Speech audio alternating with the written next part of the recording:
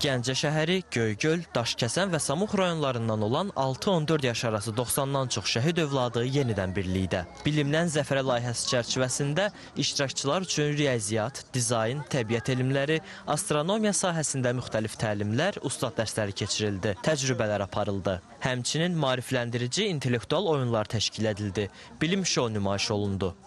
Bura gəlmək mənim üçün çox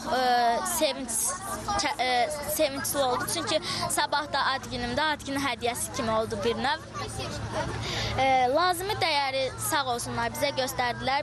Biz burada texnologiya ilə bağlı maraqlı işlər gördük.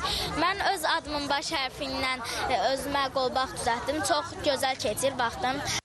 Biz bunu düzəltmək üçün bunları dəmirlərini birləşdirdik. Sonra bunun daşını qoyduq və düyməyə basanda bu fırlanmağa başladı. Və sonra bu belə qoyduqda belə fırlanmağa başladı. Bilimdən zəfərə layihəsinin əsas məqsədi uşaqların elmə, innovasiyaya və texnologiyaya marağını artırmaq, elmi hadisələri təcrübələr əsasında müşahidə etmələrinə imkan yaratmaqdır.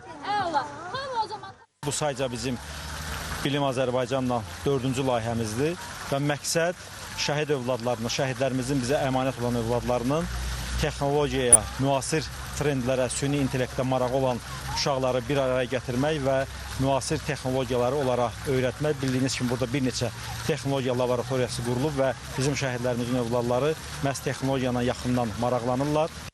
Ve şu anda tüm layihəlerde Gəncədən, Qarabağ bölgesinden tüm rayonların hepsindeki çocuklarımıza, özellikle şehit çocuklarımıza, gazi çocuklarımıza bunların yanında olduğumuzu göstermek için bizim şu anda burada Gəncədə bu programı gerçekleştiriyoruz. Bilimdən zəfərə layihəsi çərçivəsində iştirakçılara sonda sertifikatlar təqdim olundu. Ad günü olan şəhid övladlarına hədiyyələr verildi. Ki Yaşat Fondu bölgələrdə mütəmadi olaraq maarifləndirici layihələr təşkil edir. Xaliq Qurbanlı, Fuad Quliyev, Oruc Ələsgərov, Ramilə Sultanova, Mədəniyyət xəbərləri.